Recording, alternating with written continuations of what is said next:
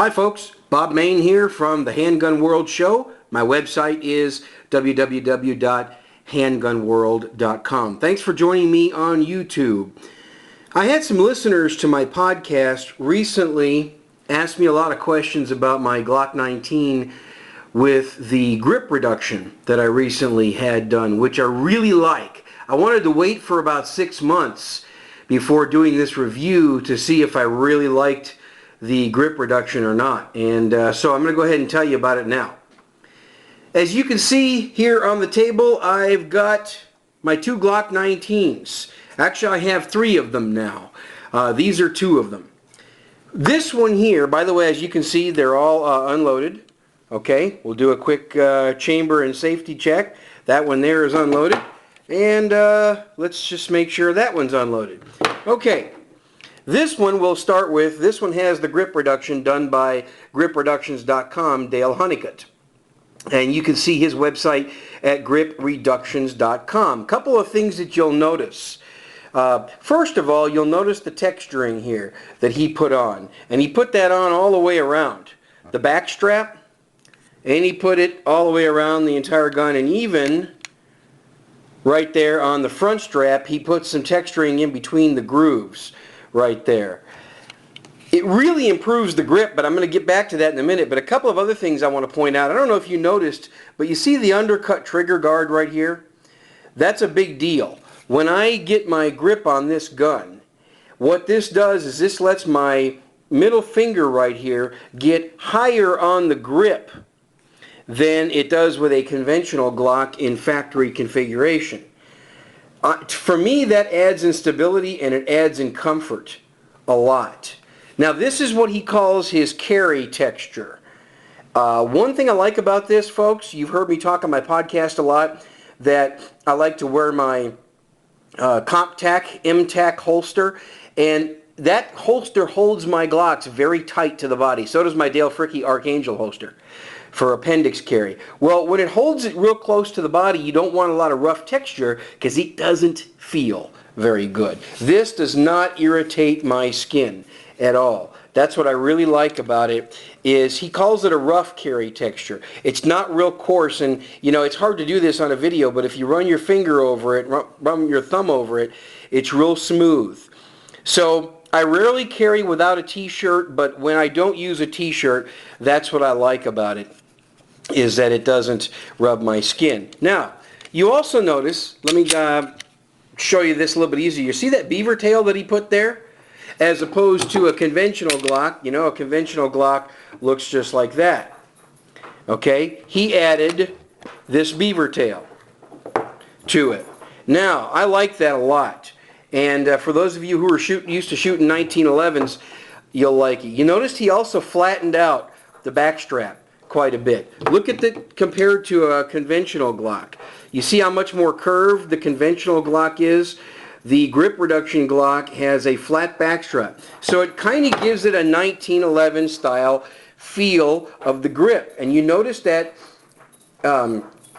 beaver tail there. I think it adds a lot of stability, especially during recoil. Now these are 9mm guns. If you have this same gun in .40 caliber or 357 SIG, I think you're going to get some more stability out of it. That's just my personal opinion. If you have that beaver tail, and if you got the undercut trigger guard, and you got the flat back strap and everything, it just makes it nice and comfortable. So for those of you who say that Glocks are not very comfortable, you can have this done to make them a lot more comfortable. And folks, this does not compromise the reliability. All he does is reshape the polymer grip. And the material that he uses right here is the same material that the whole frame is made out of. The material he uses for the beaver tail. So it has not compromised reliability. I have many thousands of rounds through this pistol with no problems at all. If you look at the Magwell, this is another thing I like. If you look at a stock Glock, it's got the space in the back, on the back strap there. He fills that in.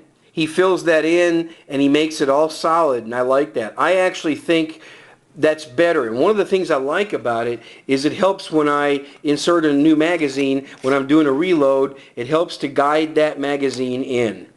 It's an excellent reloading tool to help you get that new magazine. Some people say that you should never plug up that cavity in the back strap there so that dust can come out of the gun freely. Look, okay, I've been carrying this gun now for well over 6 months. I've shot thousands and thousands and thousands of rounds through it. It's a Glock, folks. I haven't had any problem with it. I used to, on my Glock 34, actually I still do. What am I saying used to? I have a plug in my Glock 34 that plugs up the cavity in the back there, and I've probably used that gun now 2 years, and I haven't had any problems, so I don't know why people talk about that. For me, it just has not been an issue. You also notice here that I did with this Glock, and I had Dale do this. That is an extended Glock magazine release, but I had him just, it's kind of hard, the camera's not in real good focus. I had him take the rough edges off. I had him just use his Dremel tool and smooth that out a little bit so that it also doesn't poke my skin when I'm carrying it, but I still get that fast release when I'm reloading. I still get, it's real easy, kind of hard for you to see on the video, but I can just hit that and the mag comes out pretty easy. That's for a different video, but I like that as well. And so I guess you could call this my tricked out Glock. This is the one that has the True Glow TFOs. I still like these sights, folks. I really do. I've gotten used to the 3-dot setup. I've gotten used to the brightness day or night. And I like my XS big dots. Yes, I do. But these True Glows are great also. I can't say enough good things about them. I've had good luck with them. And of course, I'm using the Warren Tacticals on my Glock 34, which I like a lot too, and you hear me talk about that on the podcast. Anyway, check out gripreductions.com. Dale has a good picture on his website of the rough carry texture. I really like this pistol, folks, and I really like the way that he's done it. It just makes a huge difference for me in grabbing. I mean, folks, let me tell you, I have no problem with the stock Glock, okay? In fact, this was just like it came out of the box. My other Glock that I has the big dots. This has the regular stock Glock sights. So my third Glock has the XS big dots on it. My third Glock 19.